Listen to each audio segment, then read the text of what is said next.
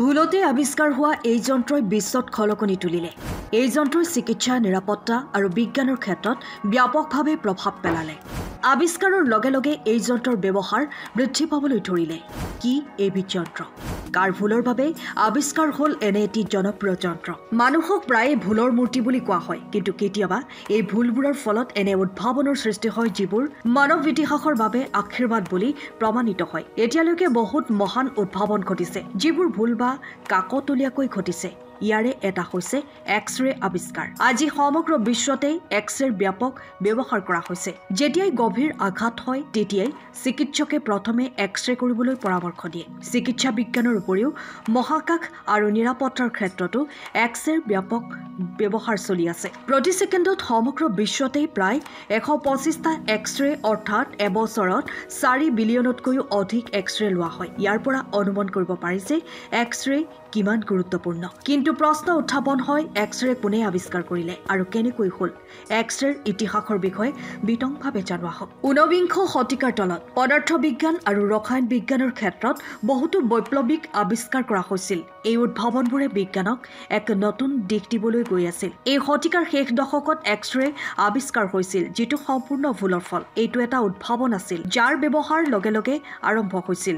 এক্স-ৰেৰ credit Wilhelm Conrad ৰংগেনৰ। Wilhelm Conrad Roentgen তেখেতৰ জন্ম হৈছিল 1845 চনৰ 27 মাৰ্চত জাৰ্মানীত। দেউতাক খেতিয়ক আৰু মা গৃহিণী। ৰঞ্জেনৰ বয়স যেতিয়া 3 বছৰ আছিল তেতিয়া তেওঁৰ পৰিয়াল নেদাৰলেণ্ডৰ পৰা হলেণ্ডলৈ গুচি যায় আৰু তাৰ পৰাই তেওঁ স্কুলীয়া শিক্ষা সম্পূৰ্ণ কৰে। স্কুলীয়া দিনত তেওঁ এজন গড় ছাত্ৰ আছিল আৰু এবাৰ তেওঁক স্কুলৰ পৰাও বহিষ্কাৰ কৰা হৈছিল যদিও সেয়া তেওঁৰ দুখ নাছিল। ৰঞ্জনে উচ্চ শিক্ষাৰ বাবে ছুইজাৰলেণ্ডলৈ গুচি যায় আৰু অধ্যাপক হিচাপে কৰ্মজীৱন আৰম্ভ কৰে। তেওঁ বুৰ্জবাৰ্গ বিশ্ববিদ্যালয়ৰ পদাৰ্থ বিজ্ঞানৰ অধ্যাপক হয়। ৰঞ্জনে বিভিন্ন পৰীক্ষা নিৰীক্ষা কৰি ভাল পাইছিল। 1895 চনত তেওঁ কেথোড টিউবৰ ওপৰত গৱেষণা কৰি আছিল। ইফালে আন্ধাৰ কোঠাটোত তেওঁ পৰ্দাত এটা অদ্ভুত পোহৰ দেখিলে। কেথোড টিউবৰ সৈতে পৰীক্ষা নিৰীক্ষা কৰি থাকোঁতে তেওঁ লক্ষ্য কৰিলে যে সেই পোহৰ পৰ্দাত জিলিকি আছে। ৰহস্যময় হোৱাৰ বাবে ইয়াৰ নাম এক্স-ৰে ৰাখিছিল। 1895 চনৰ 8 নৱেম্বৰত তেওঁ প্ৰথমবাৰৰ বাবে এক্স-ৰে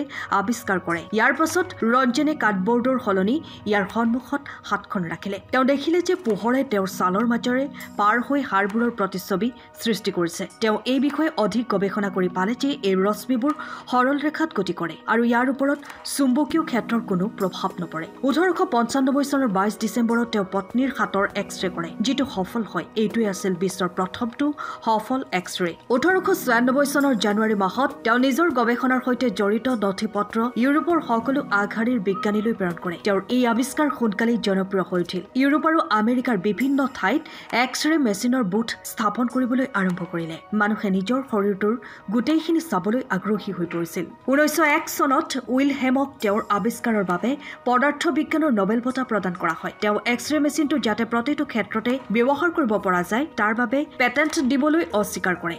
আনকি তেওঁ নোবেল বঁটাৰ ধনো দান কৰিছিল। কিন্তু লাহে লাহে এক্স-ৰেৰ ব্যৱহাৰ কমি আহিল, কাৰণ ইয়াৰ বিকিৰণে স্বাস্থ্যৰ ওপৰত প্ৰভাৱ পেলাবলৈ ধৰিলে। মূৰৰ বিষ, ছালৰ সমস্যা, কেঞ্চাৰ আদি ৰোগৰ আৱিৰ্ভাৱ হ'বলৈ ধৰিলে। কিন্তু বৈজ্ঞানিক আৰু চিকিৎসা ক্ষেত্ৰত ইয়াৰ অৱদান পাহৰিব নোৱাৰি। 1923 চনৰ 10 ফেব্ৰুৱাৰীত তেখেতৰ মৃত্যু হয়। তেওঁ আৱিষ্কাৰ কৰা এক্স-ৰে আজিও চিকিৎসা, নিৰাপত্তা আৰু বিজ্ঞানৰ ক্ষেত্ৰত ব্যাপকভাৱে ব্যৱহাৰ হৈ আছে। আশা কৰোঁ এই তথ্য আপোনালোকে ভাল পাইছে। যদি ভিডিঅ'টো ভাল লাগিল তেন্তে লাইক কৰক, শ্বেয়াৰ কৰক আৰু চেনেলটো ছাবস্ক্ৰাইব কৰক। ধন্যবাদ।